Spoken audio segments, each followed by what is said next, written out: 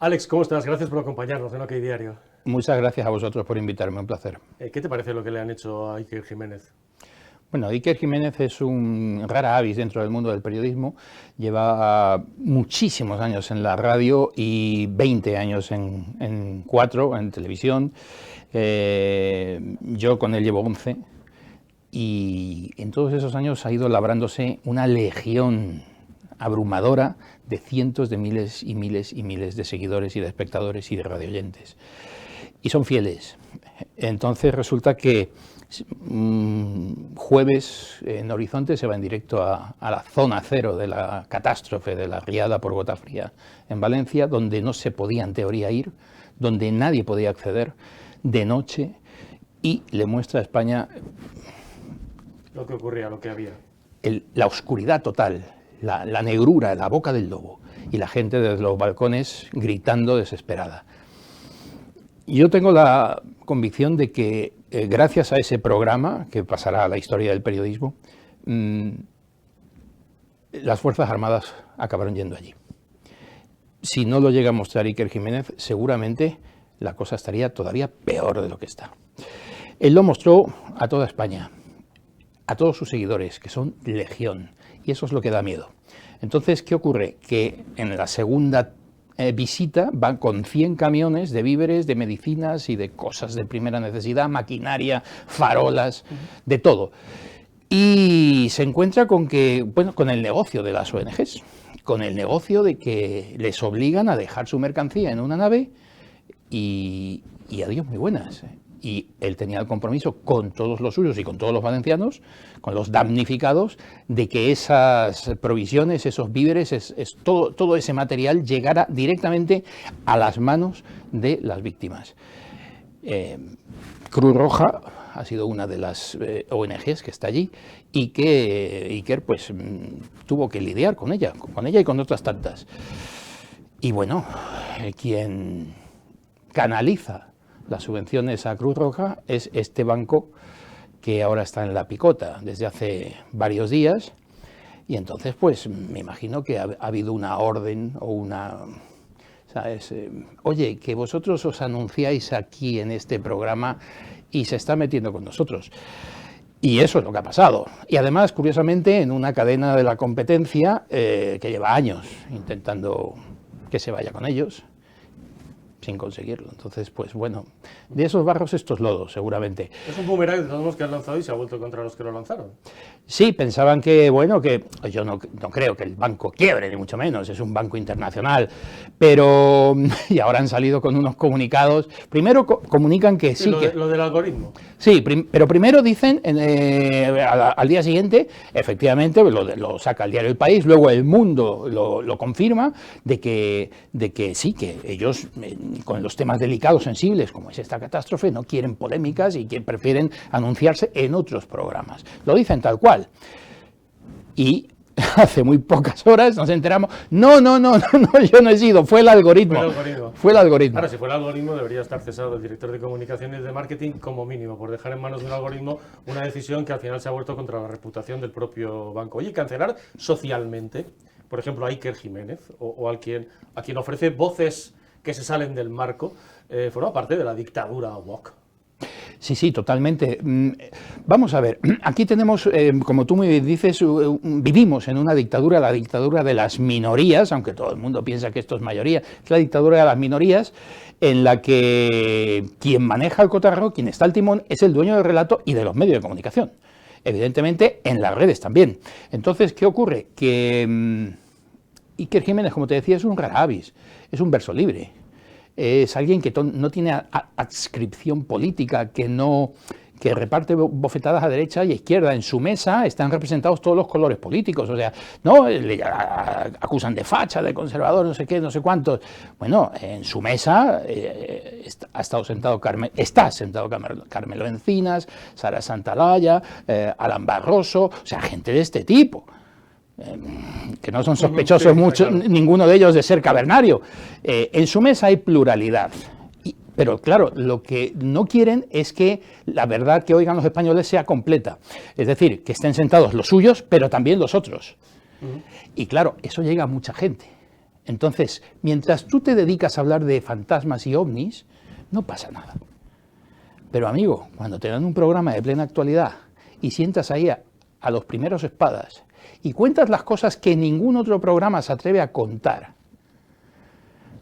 empiezas a tener un problema. ¿Es el negocio del bulo, de alguna forma? Quiero decir, esto del bulo, ahora todo es un bulo y tal, se ha convertido en un negocio para ellos mismos, se nombran autoverificadores de su propia verdad. Sí, ¿y quién verifica el verificador, verdad? Este es el gran dilema, ¿no? Todo lo que no entra dentro del relato y dentro del argumentario de esta, vamos a denominarlo, es un marxismo cultural, evidentemente, pero aquí en Occidente se traduce en corrección política. Básicamente es corrección política. Entonces, todo el que no está dentro de la corrección política, absolutamente hay que cancelarlo. ¿Y cómo lo cancelas? Muy fácil, acusándole de mentir.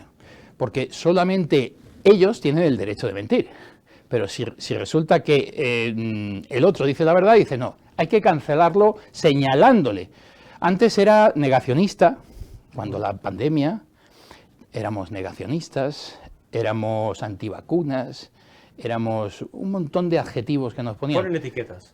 Exactamente. Y ahora ya eso ha pasado de moda. Ahora es el bulero, el desinformador, en el que está también este medio de comunicación. O sea, está en la lista, en la nueva ley que quiere sacar Sánchez de cortar las subvenciones a la publicidad institucional, está también esta casa, evidentemente. Esta y otras muchas, a las que acusa de ser minoritarias. Yo no sé de dónde se saca el estudio de medios para acusar a todos estos cabeceras o canales de ser minoritarios, porque tienen una audiencia demostrable, además. Y los que estén fiscalizados por Cantar Media o por cualquier otra, evidentemente se sabe la audiencia, los lectores o los radioyentes o internautas que tienen.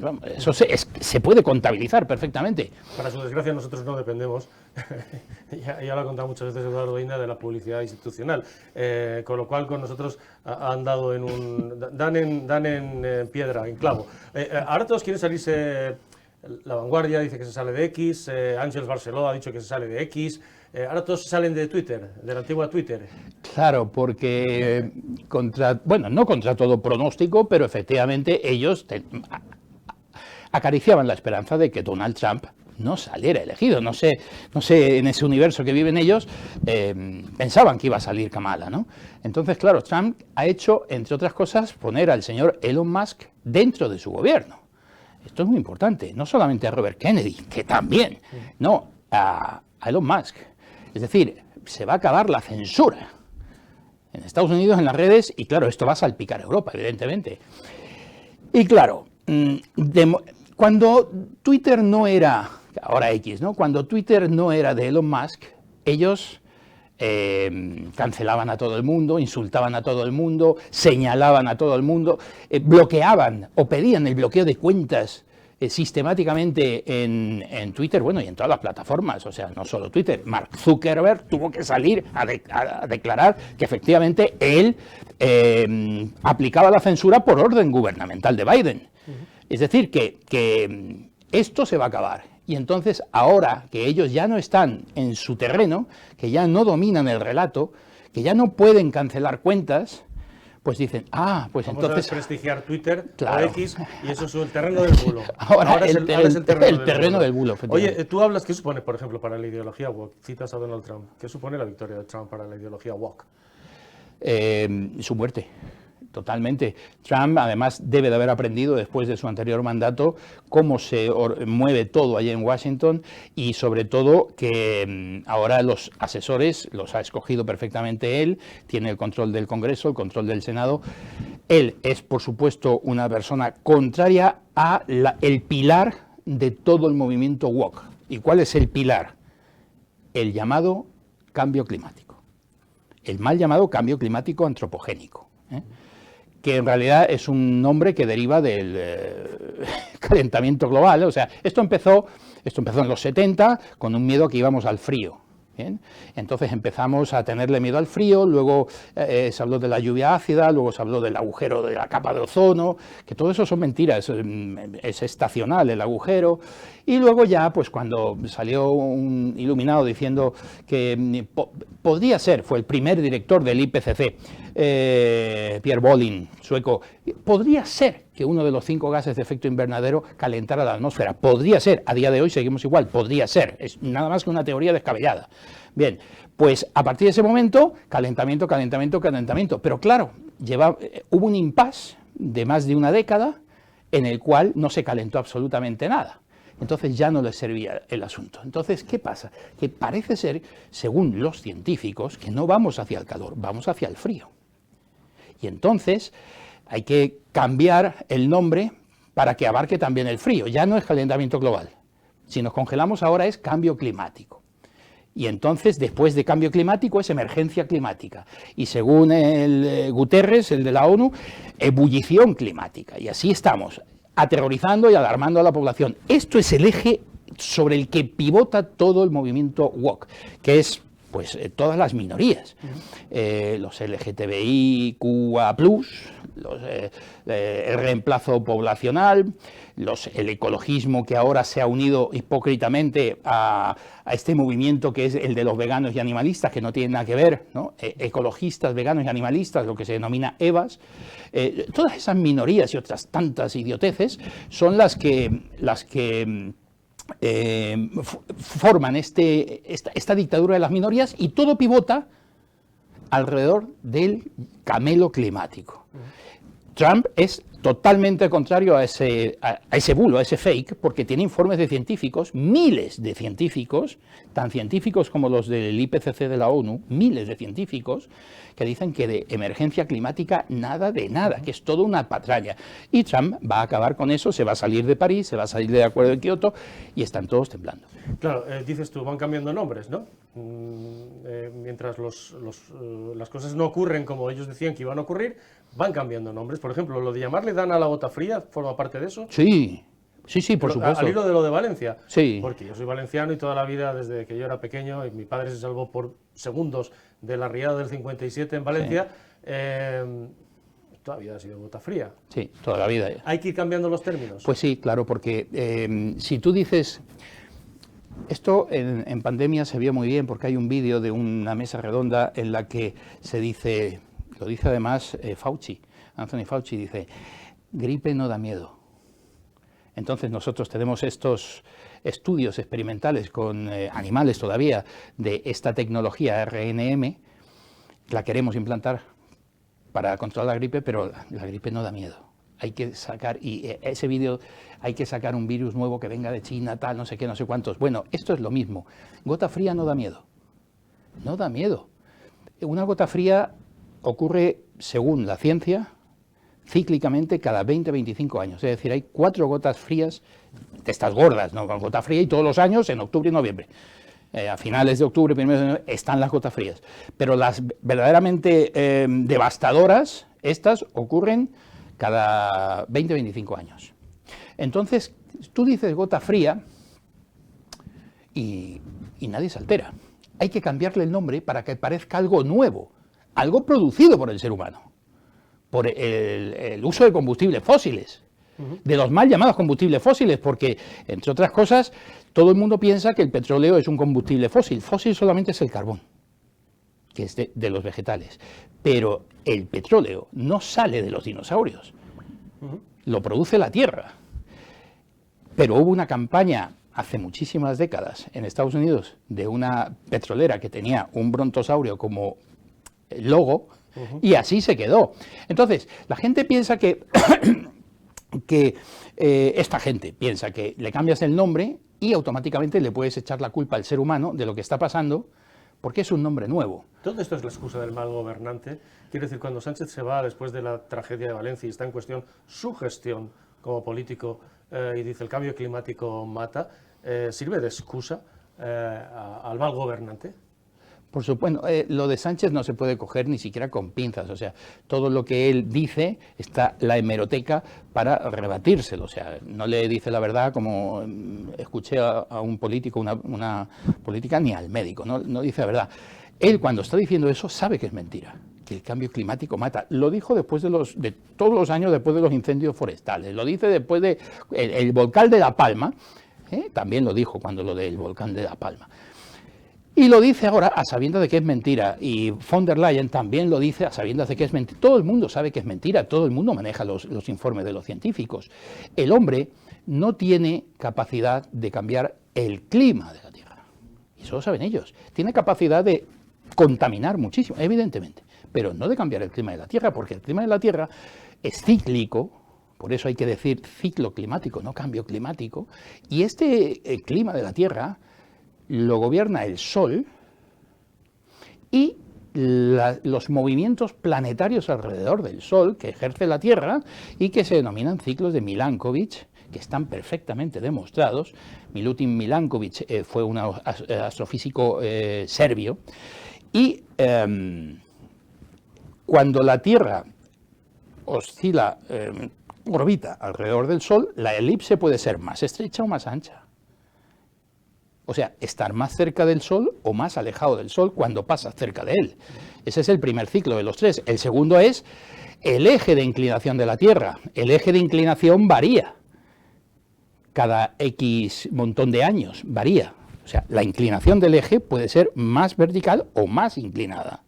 Y luego, por último, está el efecto de que cuando va girando la Tierra sobre su propio eje, puede ir en un sentido o en otro. Entonces, eso es lo que hace que el clima de la Tierra se vea afectado. Eso y no los gases de efecto invernadero. Pero esto está súper demostrado, lo saben ellos. Saben ellos perfectamente que el CO2 ocupa en la atmósfera menos del 1%. El CO2, el dióxido de carbono. Sí. ¿Bien? Hay 5 gases de efecto invernadero, que son CO2, metano, dióxido nitroso, fluorocarbonos y vapor de agua. Son los 5. El CO2 ocupa menos de un 1% en la atmósfera. Dicho por la propia ONU, dicho por los científicos, demostrado, ese CO2 ocupa un 0,004% del total de los gases de efecto invernadero. Es decir, es una minucia. Y de ese 0,004% declara el IPCC que el 93% es de origen natural. Es decir, que solamente el 3% de ese 0,004% sería atribuible a una supuesta acción del ser humano por el uso y quema de combustibles fósiles. O sea, estamos hablando de esa mentira. ¿Y todo esto se ha convertido en un gran negocio? Por supuesto, esto es un negocio mayúsculo. Es un negocio porque... Hay un lobby. Totalmente. Hay un negocio tremendo que se denomina el negocio de los bonos del CO2. Es decir, que tú te pegues un tiro en el pie y pagues por un supuesto CO2 que está matando al planeta. Está el negocio de las energías renovables, o sea, el negocio de plantar molinos, plantar placas solares, todo eso es un negocio redondo, absolutamente. Entonces, quienes son dueños de ese negocio, esta es una de las partes de esta dictadura de las minorías. Si nos fuéramos a otros temas, como por ejemplo el veganismo, el gran negocio es echar a la gente del campo, al ganadero básicamente, al granjero y al ganadero, y luego comprar esos terrenos a precio de saldo, lo que se queda vacío, la España vaciada, y ahí o especulas geológicamente o plantas vegetales para la industria del veganismo. Es decir, lechugas, tomates y todo lo que quieras. Hay que expulsar al ser humano del medio rural y meterlo en ciudades, que es donde está controlable. Y si son ciudades de 50, o sea, de 15 minutos, mucho mejor.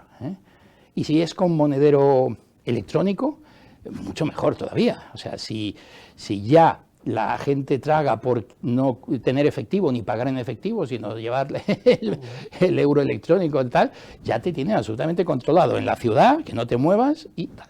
Claro, tú describes un plan, lo que describes es un plan. Un plan. Un plan de alguien, de quien sean, de grandes corporaciones, no lo sé, de eso que se llaman élites. Élites globalistas, gente con mucho dinero que quiere que quiere hacerse más rico todavía a costa de que tú seas cada vez más pobre y tengas menos derechos y menos libertades. Derechos y libertades que nuestros abuelos y antepasados dieron su vida por ellos, ¿no?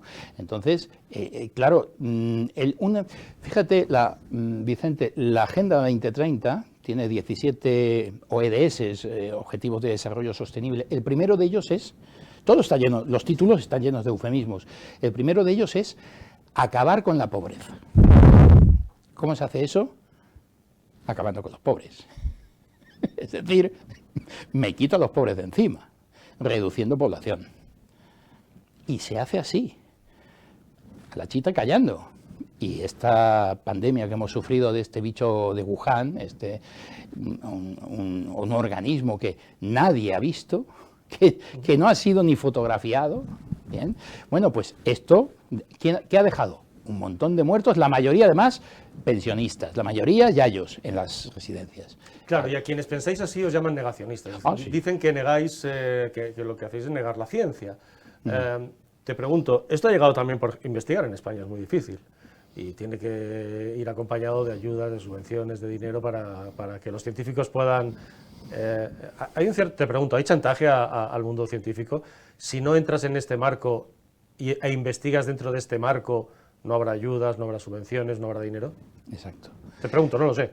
Pero pasan a todos los niveles. O sea, en el cine, por ejemplo, pasa. Si tú te sales del relato y del argumentario de izquierdas progre dominante, no trabajas en el mundo del cine ni del espectáculo. O sea, estás señalado, estás pues como Orson Welles, que tuvo que salir disparado de Estados Unidos porque William Randolph Hearst, después de rodar Citizen Kane, no le gustó el biopic y no le permitió trabajar nunca más. El científico tiene que comer. El científico además no es normalmente una persona con arrestos, vehemente, combativo, no. Es un señor que se debe a la ciencia. Y claro, la universidad en la que trabaja, el instituto en el que trabaje, o los proyectos de investigación que tenga, necesitan desarrollarse con dinero que viene no del científico, viene de alguien que se lo da, lógicamente. Entonces, si al científico le amenazas con eso, evidentemente el científico firma el informe que sea. Hay un dato muy curioso. Hace unos años, una astrofísica ucraniana, la doctora Valentina Zarkova, de la Universidad de Northumbria, publicó un informe en el que decía que la Tierra iba hacia una nueva pequeña edad de hielo, una pequeña glaciación, y que empezaría de aquí a unos 30 años y que esto congelaría hasta el Támesis, porque el Sol está cada vez teniendo menos actividad, o sea, va entrando en mínimos. El último fue el mínimo de Maunder, pero hay otros tantos en los cuales está comprobado que la Tierra se congela. Cuando pasó la pequeña edad de hielo, fue un mínimo. Bien, esta doctora, con un equipo multidisciplinar, publicó en 2 revistas científicas, que la mafia de las revistas científicas es para darle de comer aparte. Una de ellas le obligó a retractarse de sus conclusiones. Una de ellas le quitó o sea, no sé cómo se dice, está publicado, se despublica, no se borra, se borra de la publicación, y le obligó a retractarse. Y la doctora Zarkova, Valentina Zarkova, dijo: ni hablar, por encima de mi cadáver, esto es ciencia, a mí no me vais a doblegar con ideologías políticas de ningún tipo, esto ha pasado. Y no solo pasa con esto, con los que estudian los corales ha pasado también. O sea, sabes que la barrera de coral australiana siempre, desde hace muchos años, ¿no?, que el CO2 hace que el coral se deshaga, que cada vez la barrera coralina sea más pequeña. Bueno, este año pasado, no el anterior, ya es el de máximo auge de la barrera, de la gran barrera de coral australiana, concretamente un tipo de coral que se llama asta de Reno. Este coral, ahora mismo, vivimos en su pleno apogeo en cuanto a censo poblacional, podríamos decir. El doctor, el científico que ha publicado este estudio de los corales, de la Universidad Australiana, creo que es la James Cook, ha salido despedido. Lo han despedido. O sea, aquí el que se mueve no sale en la foto. Y el científico está Está que dicen, ¿qué van a hacer conmigo? Y los valientes, los que no dependen de esos presupuestos, de esas subvenciones, son los que alzan la voz, como los 1.300 científicos, entre ellos 2 premios Nobel, Evers, Guy Evers y John F. Clauser, que lideran, como te digo, más de 1.300 científicos que han dicho, no hay emergencia climática, lo han firmado, está ahí. No solamente no hay emergencia climática, sino que dicen más, este es el mayor fraude de la ciencia después del hombre de Piltdown. O sea, esto se estudiará como el mayor fraude. Hablas tú de la religión EVA, ecologismo, veganismo, animalismo. ¿Qué te parece ese nuevo animalismo? Detrás de ti te hemos puesto una foto de un señor con la bandera LGTBI, que es pastor y que dice que tiene el primer rebaño de carneros homosexuales. Sí, la noticia la compartí yo en mis redes y, bueno, la ignorancia de la gente. Yo supongo que habrá muchos que querrán comprar estos jerseys o estas bufandas o lo que hagan con la lana de estos carneros, si es que todavía cotiza la lana, ¿no? Pero bueno, tengo que decir, como ya publiqué en mis redes, que la ignorancia es atrevida. Vamos a ver, un carnero no puede ser gay, es imposible que sea gay, por la sencilla razón de que un carnero es un borrego capao. Castrado, sí. Castrado. Esto es curioso porque ahora nosotros comemos lechazo. Las chuletillas de cordero que nos comemos son de cordero lechal. Pero no siempre fue así en la sociedad española. En los años 40, 50, 60, lo que se compraba era el carnero de nuestros grandísimos rebaños de orondos y suculentos carneros. Y ahora nadie come carnero. Ahora la gente come el lechazo, ¿no? Lo mismo pasa con el buey. La gente no sabe, o sea, preguntas a alguien qué es un buey y se hacen unos líos en la cabeza. Un buey es un toro capao. Ni más ni menos. Cuando vas a un restaurante y dices, no, chuletón de buey. Bueno, pues, a nivel gastronómico no solamente tiene que estar el toro capao, sino trabajado en el campo. Tiene que haber tirado de un arao durante 10 años, que es cuando ya lo matas, ¿no? Y está la carne con la grasa entreverada, marmórea, tal, bueno. Una pularda en Navidad. Bueno, una pularda es una gallina capada. Un capón es un gallo capado. Entonces la gente piensa que el carnero puede ser gay. No puede cubrir, dice el pastor, no, es que todos los tengo aquí como si hubiera descubierto América porque no cubren a las ovejas. Hijos míos, ¿cómo va a cubrir a ninguna oveja si no tiene testículos? Si es un carnero. Oye, Donald Trump ha anunciado el fin de cualquier financiación pública o políticas en las escuelas, ha advertido seriamente incluso a los profesores, ha dicho, me enteraré de cualquier profesor que, etcétera, etcétera, relacionadas con las cirugías de género, inhibidores de la pubertad, etcétera, el manejo del sexo con los niños, ¿no? ¿Qué te parece? Me parece muy bien. Yo creo que uno cuando es mayor de edad, y ni siquiera mayor de edad, yo elevaría la edad a los 25 años, que es cuando ya está todo el córtex cerebral desarrollado, pues podríamos decir que uno tiene el derecho a elegir lo que quiera ser. Pero los críos no se tocan, son sagrados.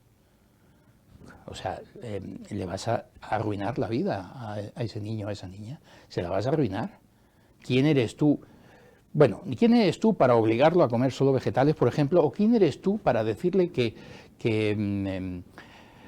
él se siente mejor siendo del sexo contrario, al que biológicamente la naturaleza le ha hecho nacer? Bueno, pues yo creo que un padre no tiene derecho a hacer eso y yo he visto fotos, bueno, fotos que no se podían ni publicar en ningún medio, de cómo quedan esas personas después de una cirugía, de cómo le implantan o le quitan de la entrepierna unos genitales y cómo queda el miembro afectado del cual han sacado los músculos y la piel para hacer eso.